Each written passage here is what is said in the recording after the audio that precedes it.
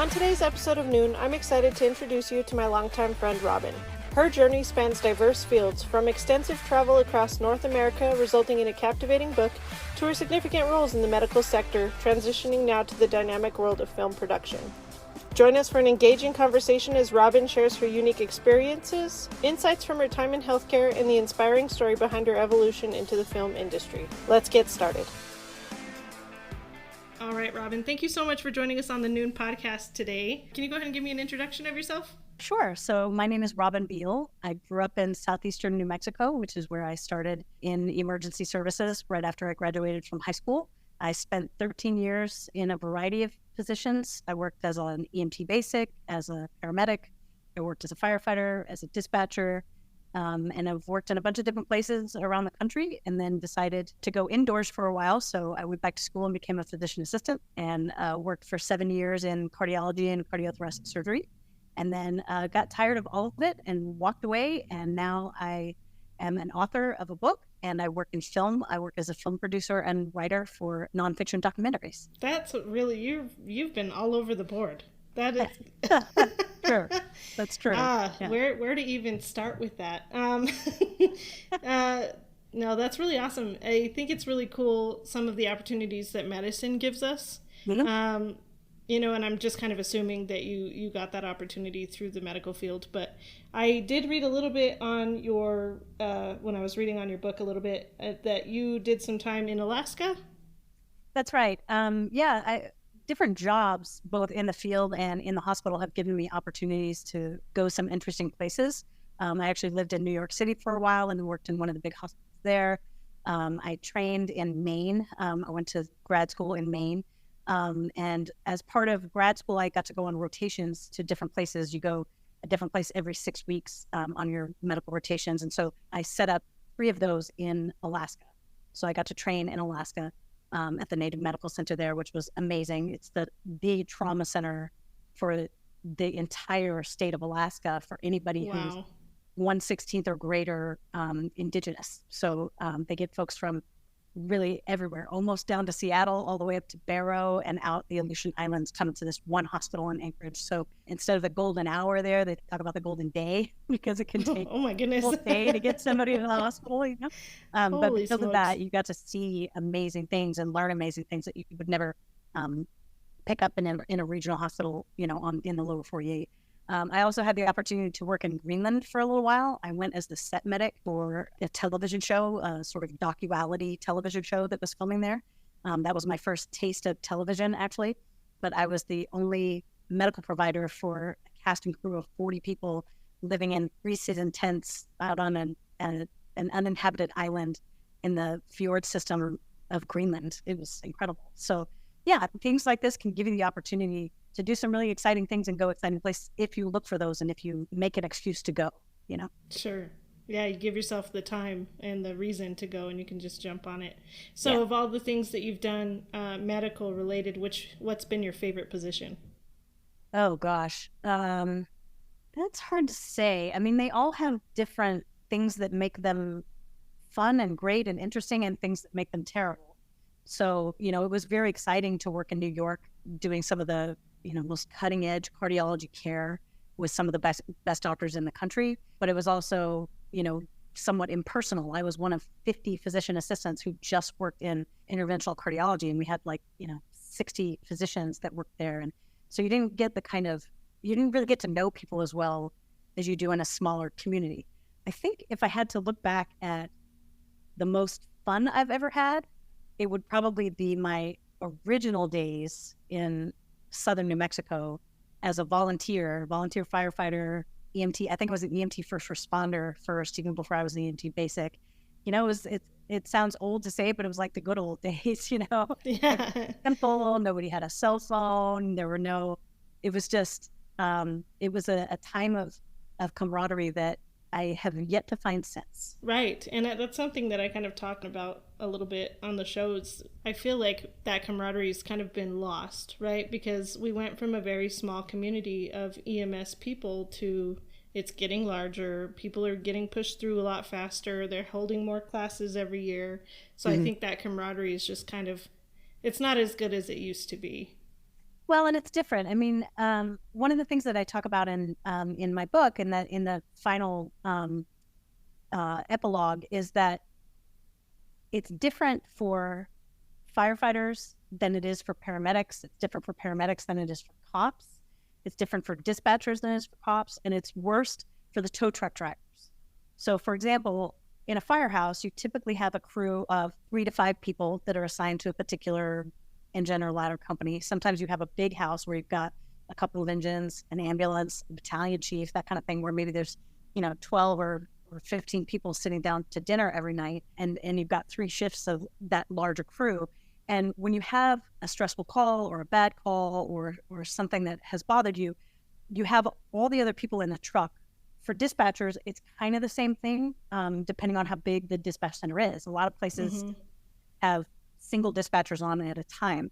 The Sandy Hook Elementary School shooting, actually, there was one dispatcher on fielding all of the 911 calls that were related. Wow. Whereas, I've worked in a larger city in Arizona where you had 25 dispatchers on at a time. And so when things went awry there or things were challenging there, you had your colleagues to talk to.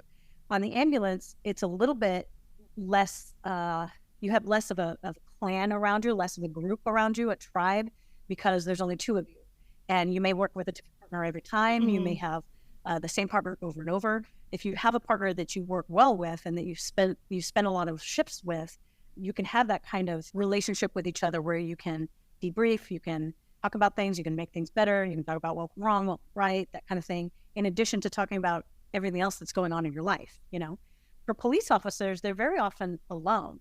And especially in rural places like in New Mexico, where I've worked, or in New Hampshire, where I live now, there may be one police officer on for the entire town, and their next backup might be either a sheriff or a state police officer who's coming from 30, 40, 60 minutes away. So whereas there's a shift change on the ambulance, there's a shift change in the dispatch center, there's usually a shift change in a staffed firehouse, cops don't necessarily get a shift change. They don't necessarily get to talk to each other.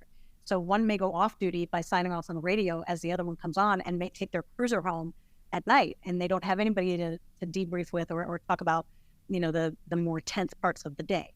And then I bring up the tow truck drivers, because tow truck drivers do a lot of things with us. I mean, they're on every accident scene. They see a lot of terrible things with us, and yet they have no uniform, no badge, no recognition, no union, and nobody else in the cab with them to talk about the things that they've seen.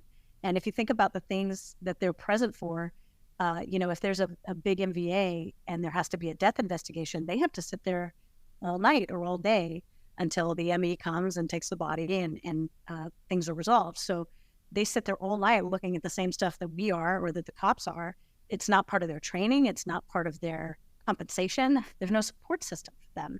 And there are other folks like that, like emergency veterinarians. Several times I've needed an emergency vet, and when you need one right now, and there's nothing else that will do, but they don't necessarily have anybody to talk about that stuff with either, that not all vets do emergency care. So they wouldn't know what it's like to come to a house fire and help you intubate a dog and, try to treat their burns. They wouldn't know what it's like to be at a water rescue where there are horses inside a trailer that's, gotten washed into the river during a monsoon.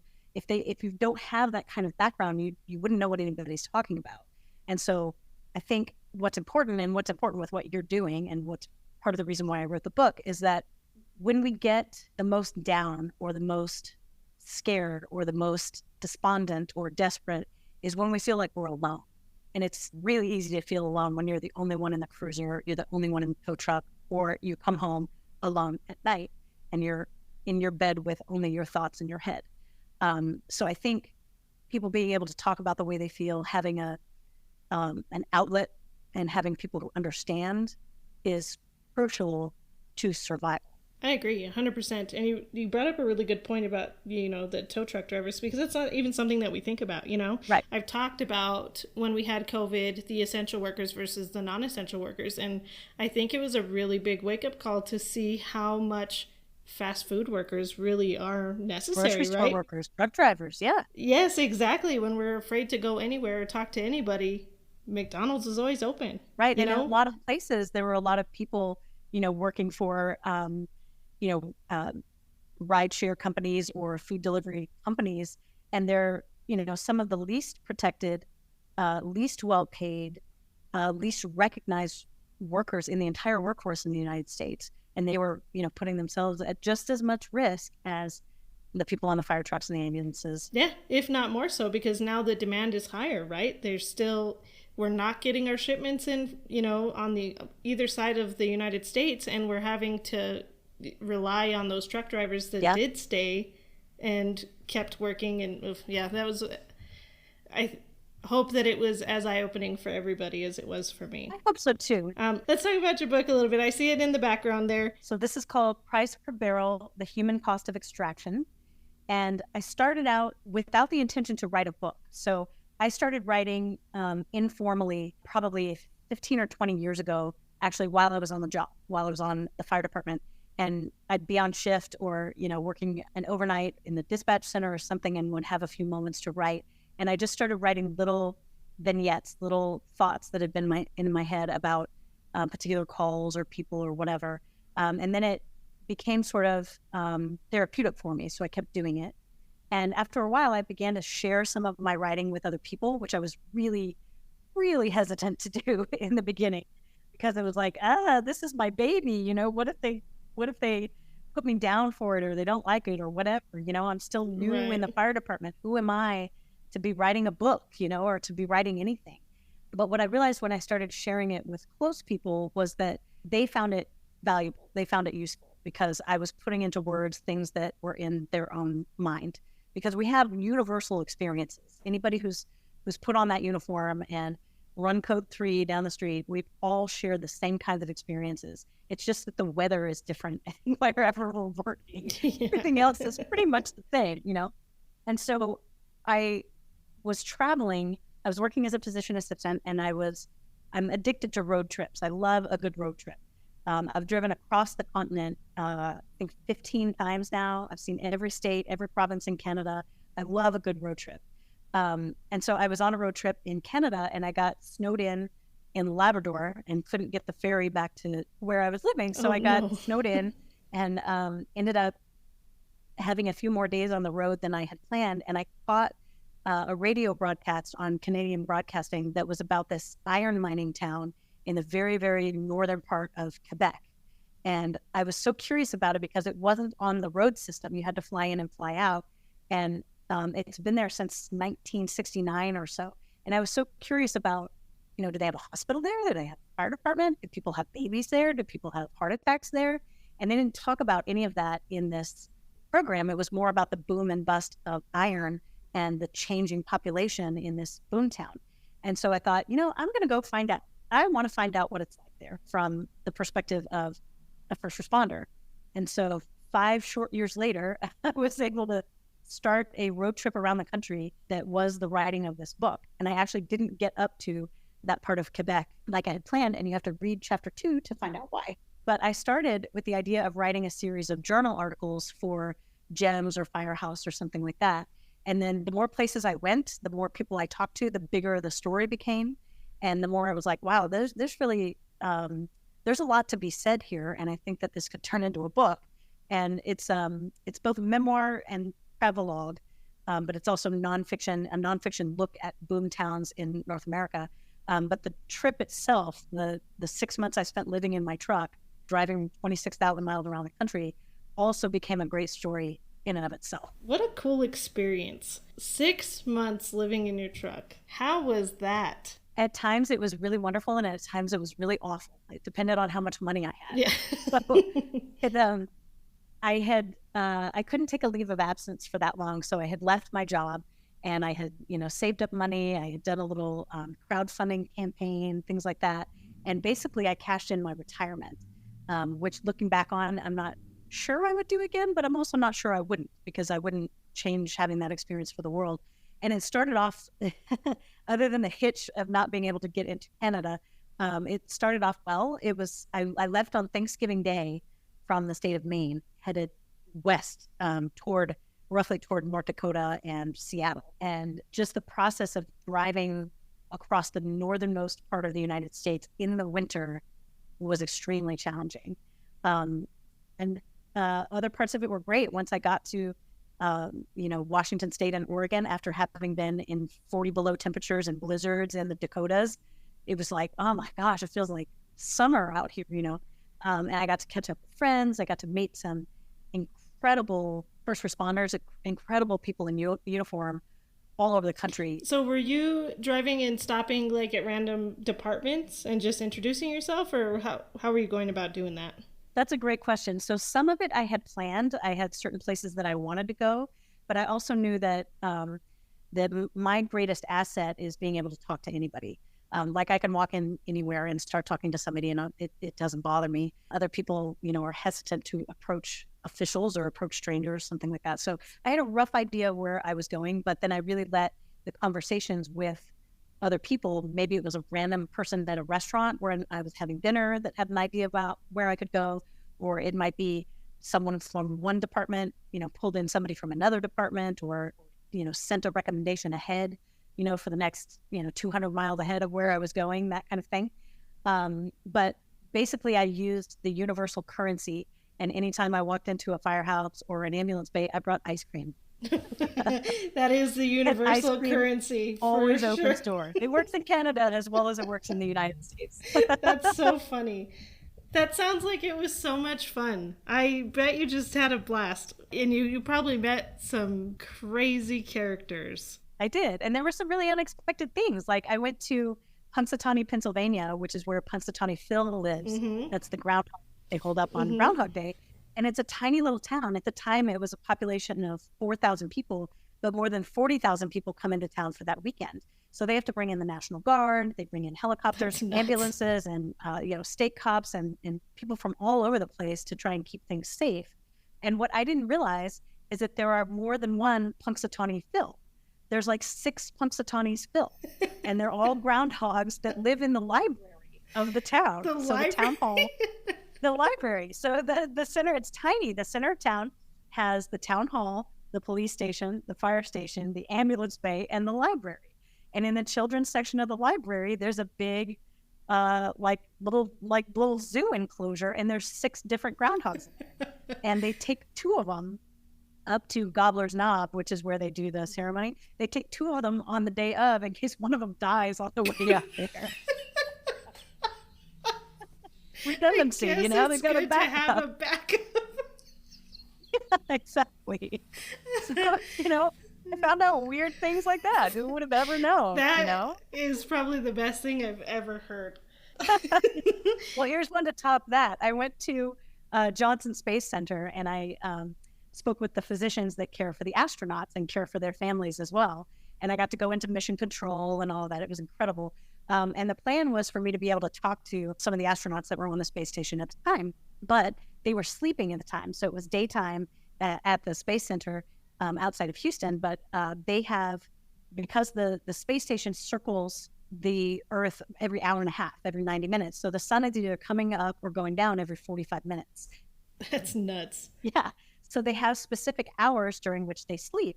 And it's actually the physicians that work in mission control that control their sleep schedule. And you cannot wake them up during their sleep schedule unless it's like, a family emergency or something like that. So I didn't get to talk to them, but we talked a lot. This is all in the book, but the physician and I talked about fluids on the space station because fluids are a big deal in the absence of gravity.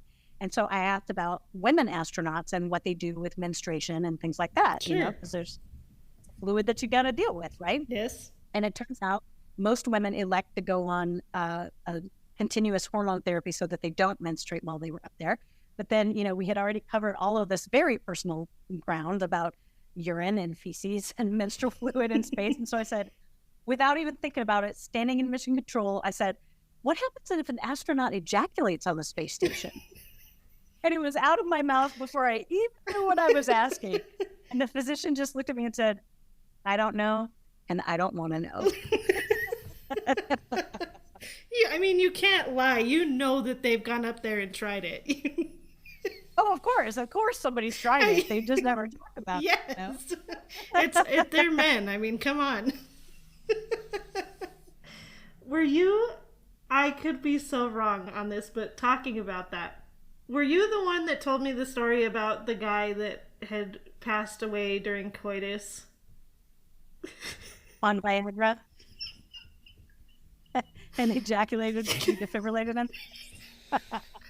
So I worked in a retirement community in Arizona for a while where the minimum age to live there was 55. And that was like a pediatric patient to us was a 55-year-old patient, you know. And this was right around the time that Viagra was hitting the market. So there's two great stories here. The first is that they haven't quite identified yet exactly how risky it is to be on nitrates and take Viagra.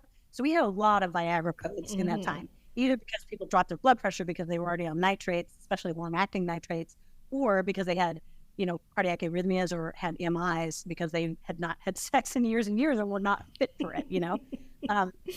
So in this particular story, it seemed like a normal code, but the wife was kind of like, you know, she looked a little differently distressed than most wives whose husbands have just coded look, you know. And so he was naked and he was in VFib, and we defibrillated him and he ejaculated, and it went across the arm of the guy who was bagging the patient at the time. He never lived that one down either. Oh, I'm sure. The other thing that was really interesting that happened, and this is something that, like, this shows my age as a medic, because you may not ever see this anymore, but at the time, everybody was on digitalis. That was the only thing we had for antiarrhythmics, and everybody had AFib, you know, so everybody was on digitalis. And when Viagra came out and all these, you know, old dudes were interested in having sex again, their wives were not. They were decidedly not interested in having sex. So they would get together in their knitting circles or whatever and talk about how to make themselves more amorous. So because of Viagra, and the dudes wanted to have sex with their wives, the wives wanted to feel more randy, so they started taking foxgloves with their digitalis, not realizing that they were the same compound. And we had a rash of dig overdoses. Yeah. And you'd probably never see that today because nobody uses not digitalis very often, yeah. Unless it's like a really old school cardiologist with a really difficult patient with a difficult arrhythmia, that's the only thing that works. But it's too toxic, you know, that's why we don't use it anymore. But all of a sudden we had all these little old ladies who were just out of their mind with digitalis toxicity. And it was all because of Viagra. That's nuts. That's you can't make this shit up, you know? Nope. That's funny. So do you have plans for another book? I do. So the next book that I have is in progress right now, and it's called Insensible Loss: Why Doctors Quit. And it's about why I left healthcare and medicine and why a lot of doctors, physician assistants, and nurse practitioners do. And it takes a look at how our whole healthcare system is set up, from the way we select doctors for training, the way we train doctors, the way we hire them, the way we reimburse them, all of that, and looks at what's wrong and how we could make it right.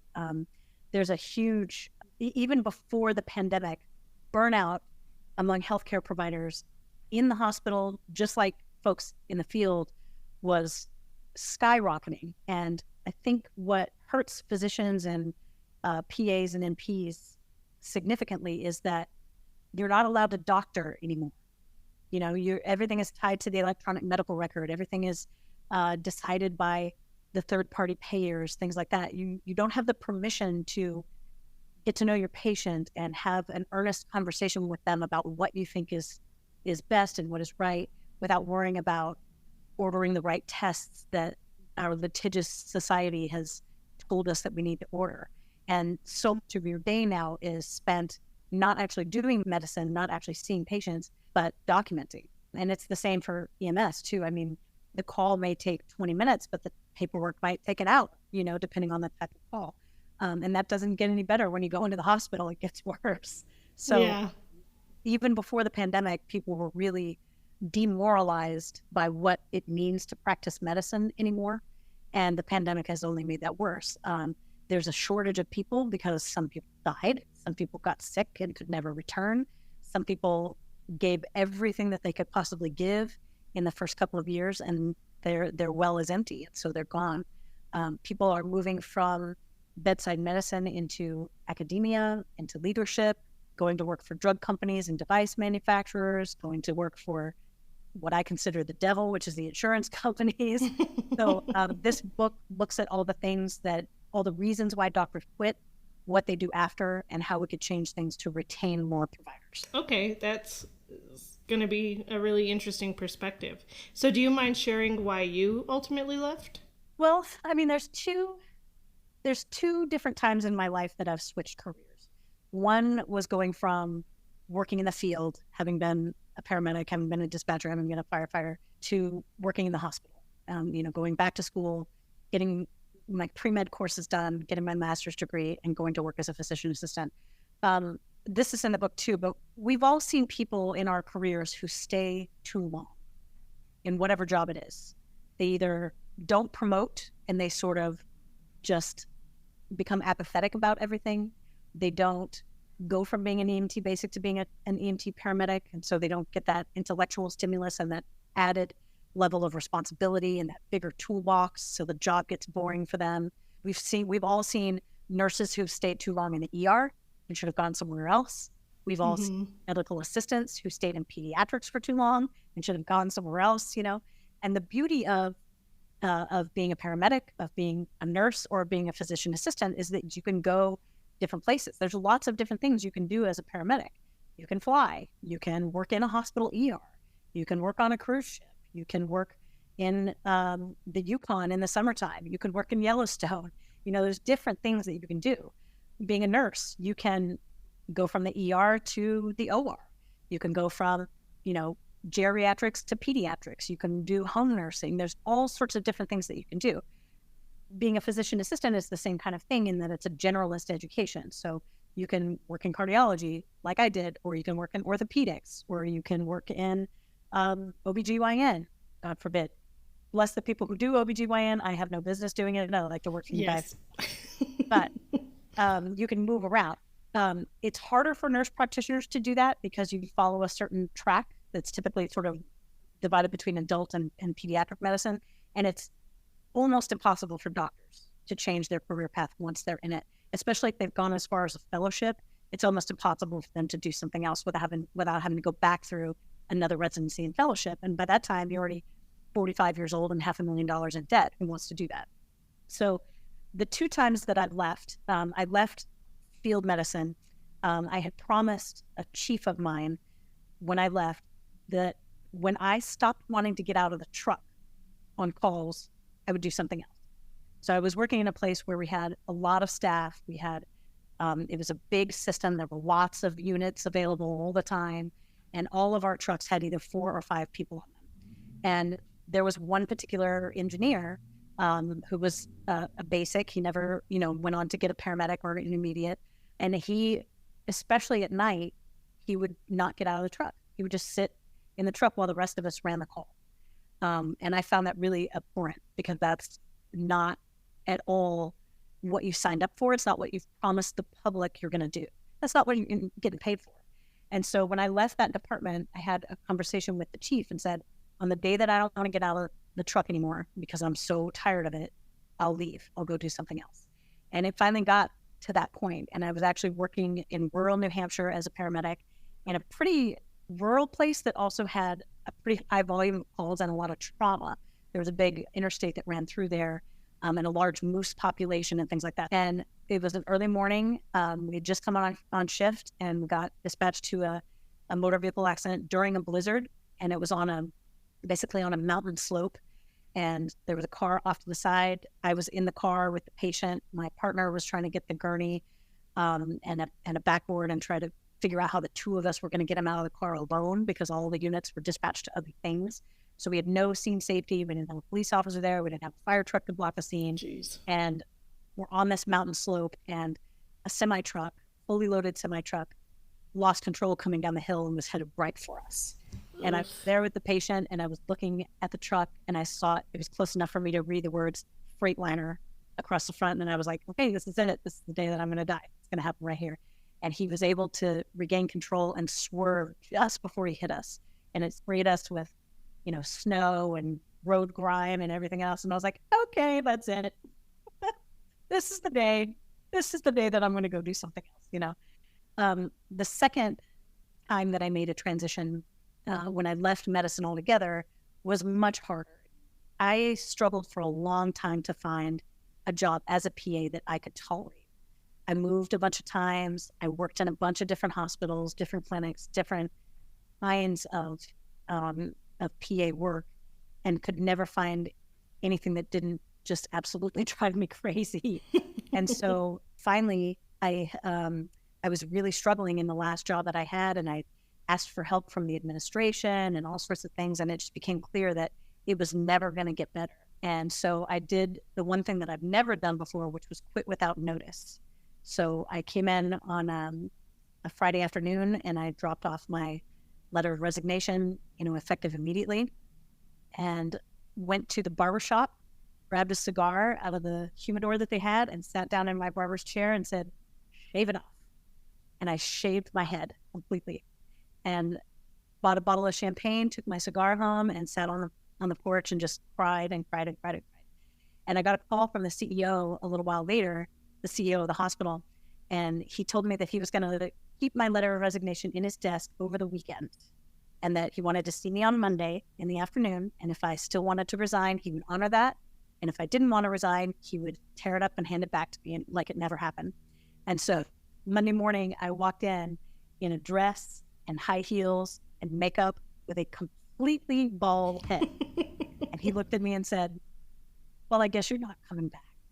And that was it. And I've never gone back to medicine since then. And I don't regret it for a second. No, it doesn't seem like it. So why do you think that you were struggling so hard with the PA jobs? Well, it's the same thing that makes people struggle at EMS as well. There's different factors. The first thing is that we're always understaffed. Everything is about profit now, especially if you work for a for-profit system, and those have their place. I'm not putting those down. It's just a different set of priorities. And so we're always short-staffed to the point that, a lot of us know that if we're sick and we call out sick, somebody else is just going to have to take our burden, and that's a difficult place to be in. But one of the things that I noticed universally among the fire service, EMS, the dispatch center, in the hospital, wherever it was, the hardest thing often isn't the calls. It isn't necessarily the patients and the things that you see and do. The things that are the most difficult are the human relationships we have with each other. So often the struggles in the firehouse are worse than the struggles out on the scene. And the difference is every scene call comes to an end. Every card gets closed. But your relationships with the people that you're spending a third of your life with, that you're sleeping in the same place with, which is an incredibly vulnerable space to be in, the people that you're depending on, to have your back, both in the street and in the admin office when you get in trouble, whatever it is, it's those human relationships that are the most challenging thing. And that's true of being a physician assistant as well, except you lose the dinner table conversation. You lose the commonality of the uniform that you share across the nation. You don't have that ability to debrief. You don't even have maybe an office or even a doctor's lounge or something where you can relax and talk with your colleagues about your shared experiences. And the difficulties that we have in EMS with our supervisors, our chiefs, our admin office, it's the same thing in the hospital as well, except there's a higher likelihood of getting sued if you screw something up. And you've probably put a lot of sweat equity into your training and gotten into a lot of debt. I mean, most physician assistants and nurse practitioners now are coming out of PA school or NP school with between $250,000 and $500,000 worth of debt. Physicians are coming out with and dentists and veterinarians are coming out with between $500,000 and $1 million worth of debt. And as a physician or a vet, or a dentist, you really don't start making money and getting into your practice until your mid-30s, sometimes even later. And so you've spent your entire, high school education, college education, med school, internship, residency, fellowship, all of that toward this one goal. And then when you get into it, you realize it's the same bullshit that happens everywhere else. It's the same thing that happens at the firehouse, in the police station, in the dispatch center. It's the same fuck games. It's the same, immaturity. It's just people have different toys to play with, you know, and you lose some of the fun of, like, ripping up a car is fun. Extricating somebody out of a car, especially when it goes well and they're not really, really sick, you just can't get them out. Mm-hmm. Wicked fun, right? It's a lot of fun. It's a lot of fun to fight fire, especially when it goes well and it goes out when you try to put it out, you know? Those things are a lot of fun. Staying in the hospital until 10 o'clock at night, writing your notes, is not fun. No, it's not. So you lose some of that camaraderie that you have built into the uniform, and then you lose some of the fun, and the pressures are even higher. So there's a lot of things that we can fix, but it's going to take a generational shift to make those happen. And I just couldn't wait around for that long. I knew if I stayed that I would kill myself. So I actually, my parents had come to visit me, and we were sitting at my favorite little restaurant, and I was talking to my father about the challenges that I was having on the job and my thoughts of quitting. And he was kind of trying to talk me into staying. And finally I said, if I stay, I'm going to kill myself. And he said, that's it. Don't do that. Quit. Do whatever else you have to do. If you have to come home and live with us, do that. Whatever you have to do, walk away. Don't kill yourself. And that was it. And I resigned very shortly after that. That's really cool that you had that, I guess, support system in place, you know, like, I think every parent's like, it's okay, you know, like, you're fine, just keep going. And then as soon as you said that line, he took it very seriously. And that's really cool. Well, and you bring up a good point, because my parents, and my mother especially, have been my support system for a long time. So I had some wonderful instructors in PA school and some great mentors when I started out in actual practice. But the relationships and the communication that I had in place, I started that way in the beginning. So, you know, I still remember my first dead body. I still remember that first call, that first code. And, you know, I called my mother immediately after, you know, it was probably 3:00 in the morning. And I called her, and that started our regular communications throughout my career. She always could tell when I had had a bad call, because I would call her and I'd start talking about something else, but eventually I would come around to this call. And my mother was equipped to hear those things. Not everybody is. No. But she was equipped to hear those things, and she listened for years. But you have to cultivate relationships with people who can identify with what you're talking about, who can stomach what you have to talk about. And you have to have a relationship with them that goes beyond just you call when you need to debrief, you know? And if you do what I did and move around a lot, it's hard to maintain those things. You know, if you're always the new girl, you're always the FNG, you're always the booter, you're always the probie, because you're moving around a lot, it's hard to maintain those relationships. It's easier now with, you know, everybody's got a cell phone. You can meet on FaceTime or Zoom or things like that. But the more distressed we get, the more we tend to kind of close into ourselves and think that we're bothering other people with what it is that we need to get off our chest, but we're not. You bothering somebody by weeping or screaming or punching a hole in the wall and talking about what you need to talk about is going to bother them less than giving your eulogy. Yeah, I really like that you said that you have to cultivate that relationship, because you have to push for that therapist. You have to push for that type of relationship. And even if it's not in a therapy setting, like my catharticism comes from talking with other providers. Like, you know what I've experienced, and maybe you weren't there for every call, but you understand it. Right. And that's what makes me feel better, is talking to you guys, probably more than it would be in a you know, clinic setting. One of the things that I really struggled with, so when I left medicine, when I quit, I was unemployed and I lost my health insurance. It was the first time in my adult life, because I had it with my parents growing up. I had it through the student health center when I was in college. I had it through my employers, because I either worked for like a county, a municipality, hospital, whatever, and that was part of the benefits package. I had it in pre-med school through the university and in PA school, and I had it through every job. And then all of a sudden, you know, I left, and my whole, you know, not my whole identity, but a big chunk of my identity was suddenly gone. And I had no health insurance.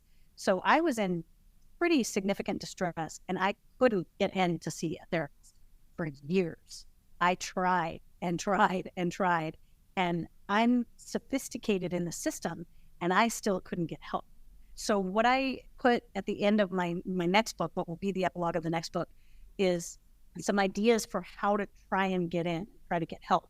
The worst thing to do, but it's an option if you need it, is to go to the ER. That's the worst place, because ER is fast medicine. Shrink medicine is slow medicine, right? The last thing you need, especially as a provider, is to go sit in the ER, listen to all the shit you have to listen to, smell all the shit that you have to smell. It's just like your own job. You can't possibly get help there. But if you need it as a last resort, it's there. But there are other ways to get help as well. Starting with your primary care doctor, if you have one, is the best place, because that's your medical home. There's nobody who supposedly knows you any better than that from a medical standpoint, and they have the resources to get you plugged in. And if they can't get you into a therapist right away, they can see you again next week, and the week after that, and the week after that, until you're stable. It may be that you don't have a primary care provider, but your kids have a pediatrician. Go take the kids in to see the pediatrician, and then talk about it with them. Go see your dentist. Go see your eye doctor. Go see anybody who is going to recognize that you're in distress and try to get you the resources you need. If you have an EAP at your employer, the Employee Assistance Program, it's not designed for long-term counseling, but they are designed to get you out of crisis and get you connected with the resources that you need. An interesting thing that has changed over the course of me writing this next book, and it's a fairly recent change, is the institution of 988. The National Suicide Hotline's been around for a long time, and nothing pisses me off more than when I'm watching a show or a news broadcast or listening to the radio, and at the very end they say, if you're having thoughts of suicide, call this number.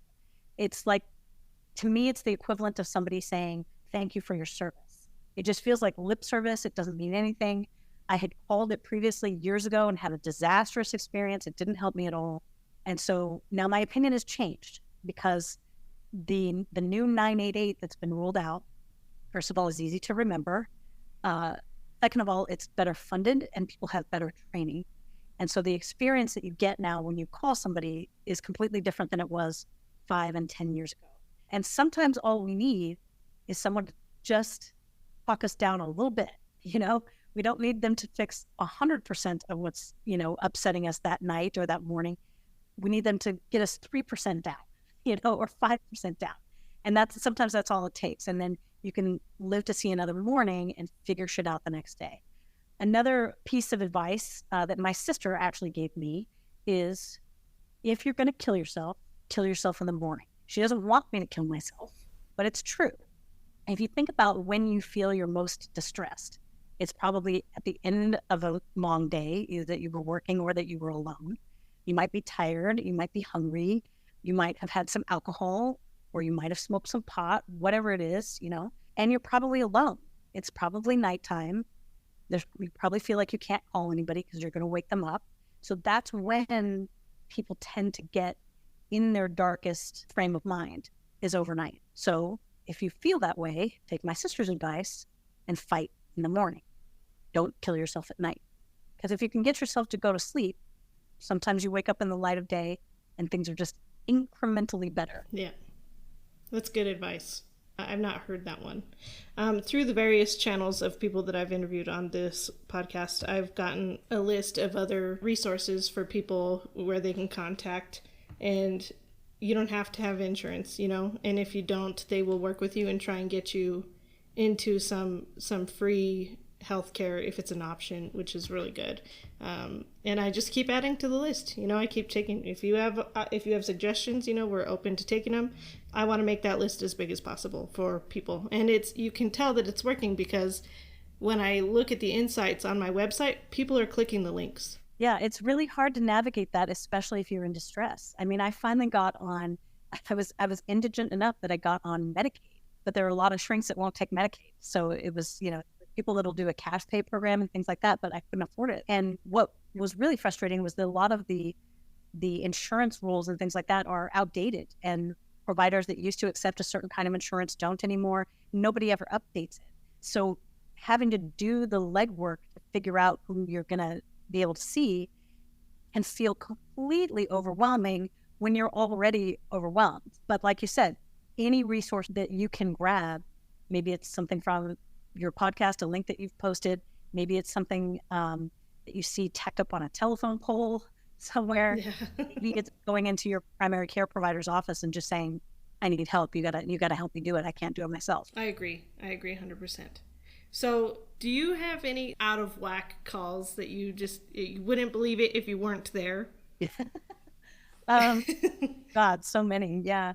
It's funny. I don't actually dwell in that headspace a lot anymore. It's been a long time since I've been out of the field, as evidenced by the fact that I don't know any of the protocols anymore. Like I come from the day of, a lot. Standing takedowns on the backboard for people that were, walking after the rollover, and, stuff like that. Like my knowledge base is outdated in that way. And I've done a lot of therapy and a lot of EMDR, eye movement desensitization reprogramming. I've done a lot of that to sort of get the flashbacks to go away. I think what I remember more, I've had, all of the, like, whatever you can think of just bizarre and horrible and wonderful calls, and same thing with patients. But I think more often I find myself thinking about like antics in the firehouse,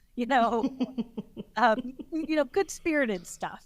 Yes. And one thing I was thinking about in preparing for this was the fire department that I was working for in the retirement community. It was a very, traditional fire department, very sort of paramilitary attitude, very tied to the chain of command, very homogenous. It was not a very diverse department. And you might be able to tell, even if you don't know me on this podcast, I'm not very good at keeping my mouth shut. And so, as a booter or as a probie, I often got in trouble because I was too mouthy, too salty, too whatever, But I was making it through my probationary period, and I was in the biggest firehouse that had the battalion chief there. So we had an engine company, an ambulance, and a battalion chief there. And then the admin office was like right in the back parking lot. So it was finally the night that I was getting off probation, and it was my turn to cook dinner.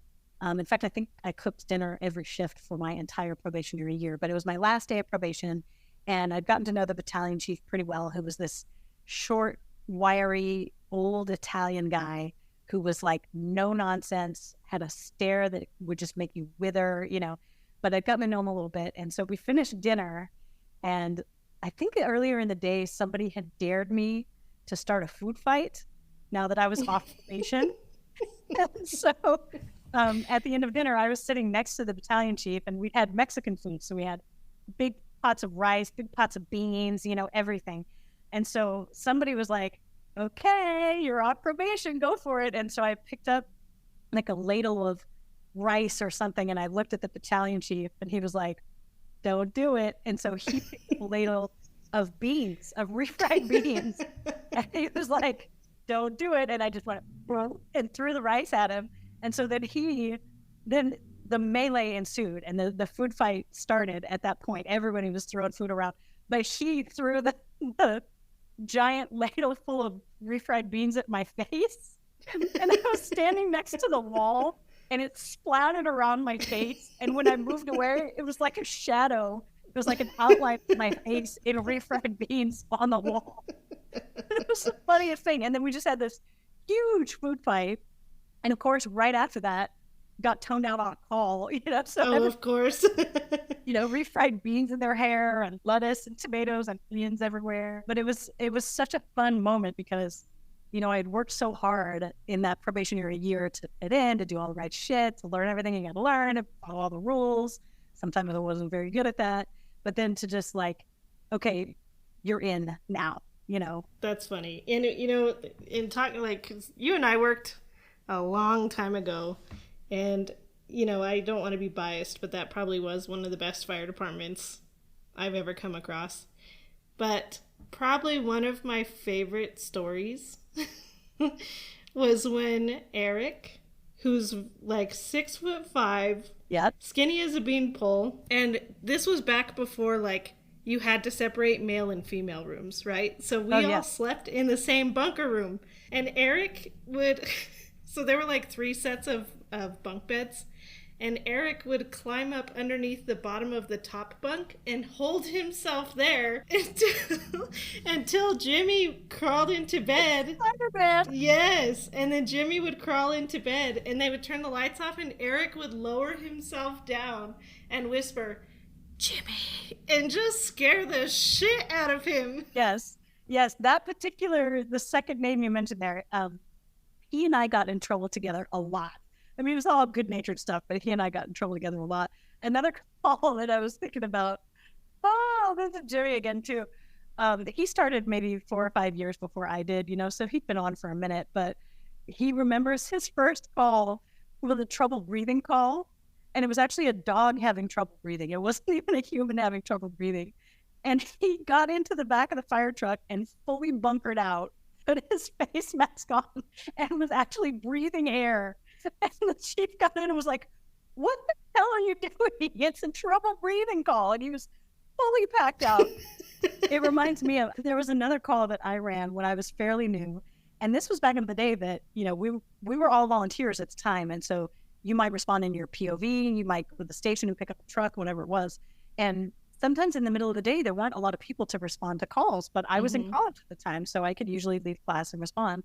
And so we got called to a little brush fire that was along the arroyo, and nobody showed up. So I took the engine myself and drove, code 3 to the little brush fire, whatever. And it was a tiny, tiny little brush fire. You probably could have spit on it and put it out. But I was so excited, and we'd been doing all these drills that I pulled the entire hand line down, the entire 3/4 hand line, all, 1,000 feet of it or whatever it was, off the top of the truck, and, put it in pump gear and all that, and getting ready to spray some water on this tiny fire that was almost out. And the chief rolled up in his POV, and he just grabbed the water canister off the side of the truck and put it out. And he was like, "What the fuck are you doing? How do you have to load all of that back up all by yourself? Good luck. See you back at the station." All 1,000 feet of 1 3/4 hand line for what he put out with a fire extinguisher. And how was that? It was hot and it was heavy. And by the time I got done with it, I was very tired. Yeah, sure. And then you still had to drive the truck back. And then I still had to drive the truck back. And then I had homework to do after that. Oh, God. That's hilarious. It's great. We all get excited. That is funny.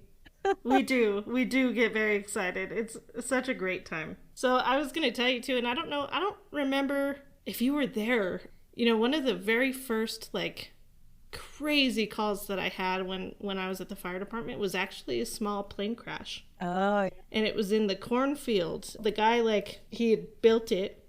Yeah. And he told his family, come out and watch. Yeah, come out and watch. And he took it up, and then he ended up crashing it in the cornfield across the street from his house. So his whole family watched him crash. And we had to wait 3 hours for OMI to show up. And so we didn't remove him from the plane until the OMI got there, which is another one of those, the tow truck drivers, right? Talk about not having anybody to talk to. Yeah. The OMI people who drive all over the state and then have to transport those bodies. Yeah. But we helped her pull the body out, and she was like, "Well, I have to do an assessment. Do you guys want to kind of see how this goes and see what I get to do?" And she started at the top of his head, and she was pushing on him, and she pushed right here, and his eyeballs were bulging out because he had broke both of his cheekbones, and then multiple, extremity fractures. Got down to his feet. She lifted up his feet, and his heel bones had gone through both of the soles of his feet, which was just absolutely nuts. Yeah, right. And then we helped her load him up. And thinking back on it now, who took the plane? What did they do with the airplane? Yeah, it wasn't even something I thought about at the time, but just nuts. Do you feel comfortable sharing, one of your bad experiences while you were either in the field or as a PA? I do. Okay. If you don't mind sharing, go ahead. So there's a lot to choose from. I've worked in so many kind of different areas and different places that there are a lot of terrible calls in my head and a lot of good things too. But there's one that, one of those that will just forever stick with me. And I think it's something that would bother anybody, but there's, a particular aspect to it that bothered me the most. But I was working as a paramedic up in a resort town up in the Rockies. And it was a town that my family had vacationed in a lot. And so I had been going there since I was literally in the womb. And so it was a town that I knew fairly well, even though I had not lived there or worked there before. So I didn't know a lot of people. I just knew the place, and it was a very special place to me. And I hadn't been working there that long. And we got called to a baby having a seizure. And I hate working on kids anyway. They're not in my comfort zone. They never have been. It's part of why I don't have children. I've just seen too many bad things with kids, and I just don't like treating kids. This particular call was for a kid having a seizure, and the name of the road was the same as my name. And so that stuck out to me. And the baby was fine when we got there. So whatever seizure that they had had, whatever postictal period they had passed.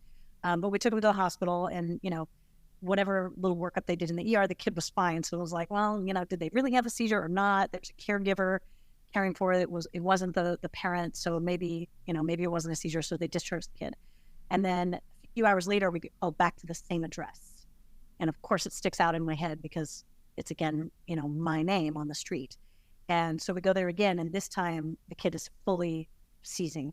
And by the time I am able to do anything for them, the seizure breaks and they're postictal. And so I'm working on an airway and all kinds of stuff.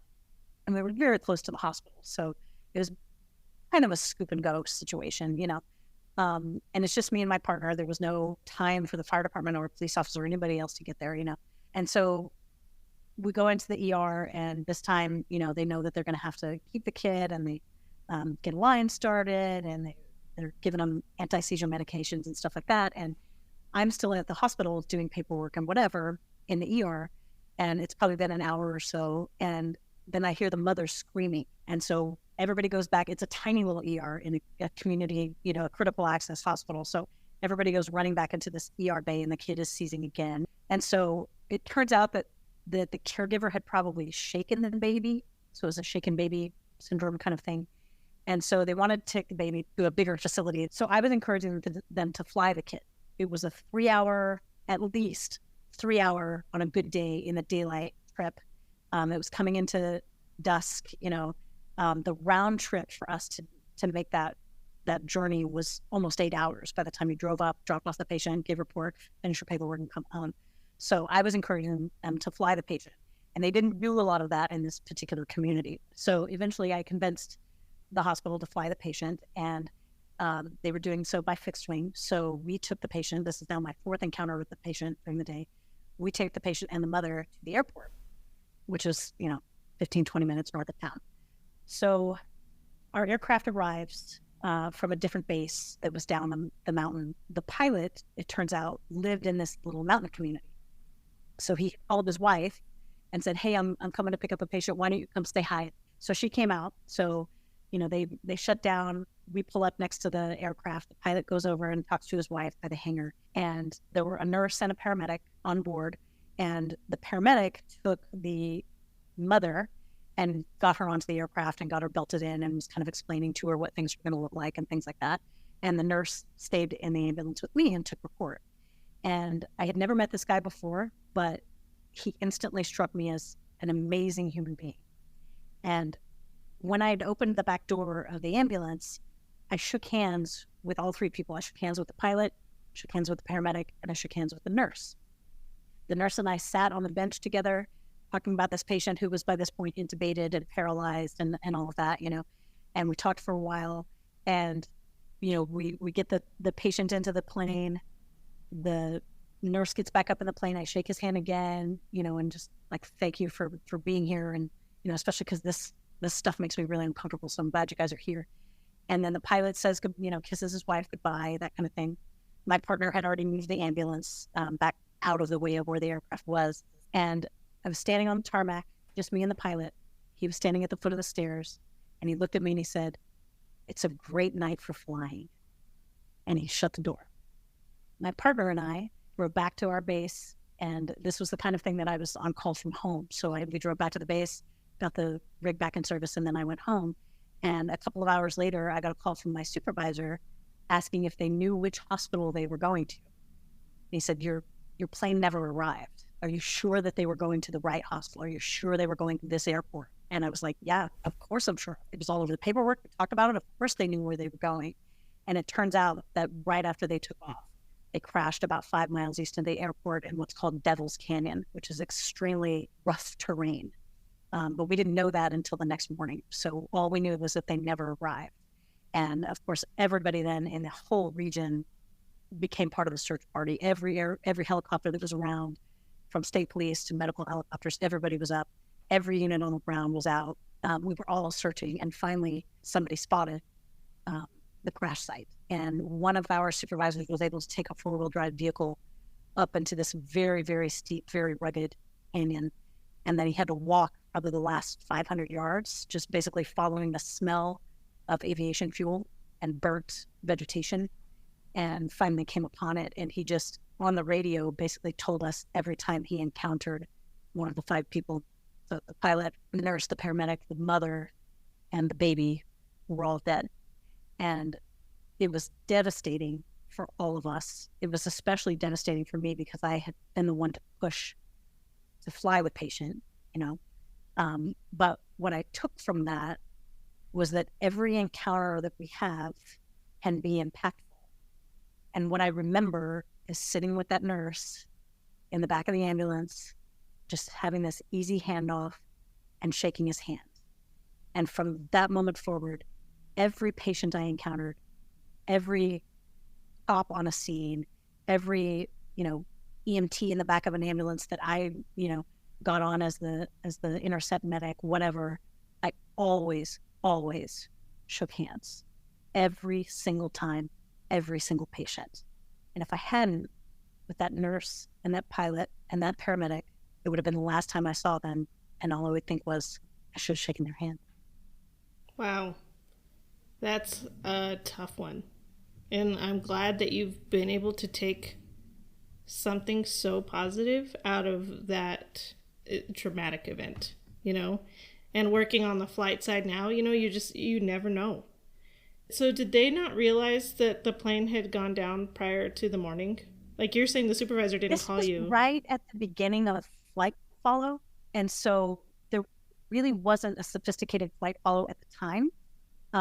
And they knew that there was a problem, but I think everybody was kind of hoping for the best. And so they were calling, they were calling every airport. They called, every other trauma center airport, everything like that. And they even sent state police officers and sheriff's deputies to every little airport that's unmanned, that doesn't have a tower, all over the state, anywhere that was along that flight path. They sent anybody to look at any little path that could be a runway. And this is all at night, So then in the morning, they were able to find it. And I don't know if they ever took it out, because I don't know how you would get it out, Right. There are, well, I'm sure you've been here. They have a plane up here in the Sandias. Yeah, TWA Canyon. Yeah. Yep. Yeah. So they probably did leave it. That's insane, though. Man, what a story. Oof, that one's rough. I'm so sorry, dude. It doesn't hurt as much now as it did, and that's the thing, is that time tends to lessen things. But I also did a lot of work, with my therapist and with writing. That's one of the ones that it's not in this book, but it's the story that I've written about.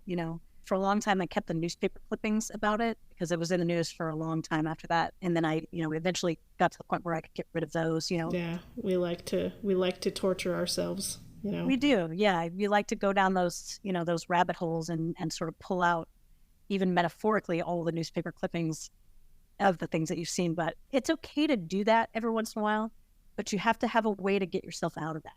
Yeah. Especially if you've been drinking or you've been imbibing in something else, you're alone, it's nighttime. You got to have a plan for how long you're going to think about that stuff or look at that stuff. Maybe even set an alarm and then just go change the scene, get in the bathtub, go out to the garden, go take a walk, go for a run, whatever it is. You got to get yourself out of that and put it away for another day. Right. You know how AA meetings have their, I don't even, a mentor, I guess. They have the mentors, and you can call the mentor, anytime. That's kind of how I think we should look at it in EMS also, or in the medical system at all. Again, it goes back to we are our brother's keepers, so we need to make sure that the people that we surround ourselves with, whether it's the fire department, the cops, the tow truck drivers, the fast food workers, we need to make sure that we're doing okay, and it's up to us to be checking on our fellow people. And in a good system, that's what your supervisor's for. That's what your senior partner is for. That's what, maybe your human resources person is for. We don't necessarily have the culture set up to allow people to access that without fear of punishment or fear of being off the truck or something like that, you know? And that's true in medicine as well. There are a lot of physicians that won't seek care because when you re-up your license, you have to state whether or not you have any of these, you know, mental illnesses. And if you've got that in your, you know, diagnosis in your chart, people are afraid that they're going to lose their license, you know, and that's the exact opposite way that we should be looking at it.